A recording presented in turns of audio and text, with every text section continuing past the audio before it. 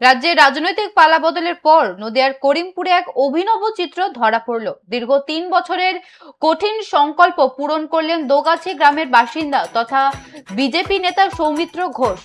তৃণমূল জামানার অবসান ঘটিয়ে করিমপুরের মাটিতে গেরুয়া আবির ওড়ানোর যে শপথ তিনি নিয়েছিলেন, মঙ্গলবার তা পূর্ণ হতেই মস্তক মুন্ডন করে উল্লাসে মাতলেন তিনি। অভিযোগ, বিজেপি করার অপরাধে তিনবার তৃণমূল আশ্রিত দুষ্কৃতীরা তার উপর হামলা চালিয়েছিল।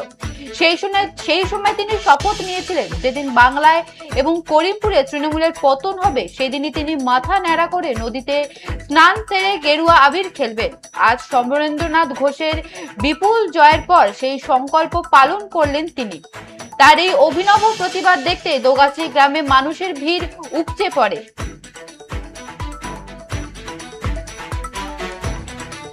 মাথা ন্যাড়া করে অভিনব প্রতিবাদ বিজেপি নেতা। তৃণমূলের পতনের শপথ পূরণ করলেন সৌমিত্র ঘোষ। রাজ্যে রাজনৈতিক পালাবদলের পর নদিয়ার করিমপুরে এক অভিনব চিত্র ধরা পড়ল। দীর্ঘ 3 বছরের কঠিন সংকল্প পূরণ করলেন দোগাছি গ্রামের বাসিন্দা তথা বিজেপি নেতা সৌমিত্র ঘোষ। তৃণমূল জামানার অবসান ঘটিয়ে করিমপুরের মাটিতে গেরুয়া আবির ওড়ানোর যে শপথ নিয়েছিলেন তিনি, মঙ্গলবার তা পূর্ণ হতেই মস্তক মুন্ডন করে উল্লাসে মাতলেন তিনি। অভিযোগ, বিজেপি করার অপরাধে তিনবার তৃণমূল আশ্রিত দুষ্কৃতীরা তার উপর হামলা চালিয়েছিল।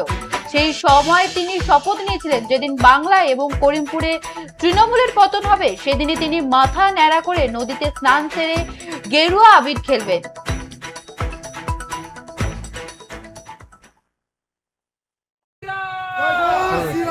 জয় শ্রীরাম, জয় শ্রীরাম, জয় জয় শ্রীরাম, জয় জয় শ্রীরাম, ভারত মাতা কি যে আমি মানে দীর্ঘদিন থেকে আমি এই চিন্তা ভাবনায় ছিলাম। প্রথম থেকে যখন আমি বিজেপি পার্টিটা করি, ভারতীয় জনতা পার্টি, তখন থেকে আমার উপর প্রচুর অত্যাচার এসেছে।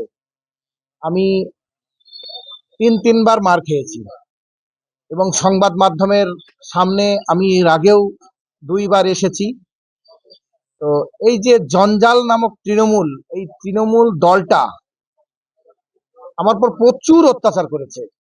সেই অত্যাচারিতে জর্জরিত হয়ে আমি প্রতিজ্ঞা করেছিলাম, এই ভারতবর্ষের মাটি থেকে এবং পশ্চিম বাংলার মাটি থেকে এবং করিমপুরের মাটি থেকে যেদিন এই জঞ্জাল, তৃণমূল নামক জঞ্জালটা বিদায় হবে, সেদিন আমি এই আমার মাথার চুলটা আমি দান করব, আমি নাড়া করব এবং তৃণমূল নামক জঞ্জালের শ্রাদ্ধ অনুষ্ঠান করব।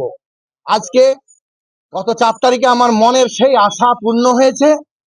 আমি খুব আনন্দের সহিত আমার এই যে 2-3 বছর 4 বছরের রাখা চুলটা আমি আজকে দেশের জন্য উৎসর্গ করলাম।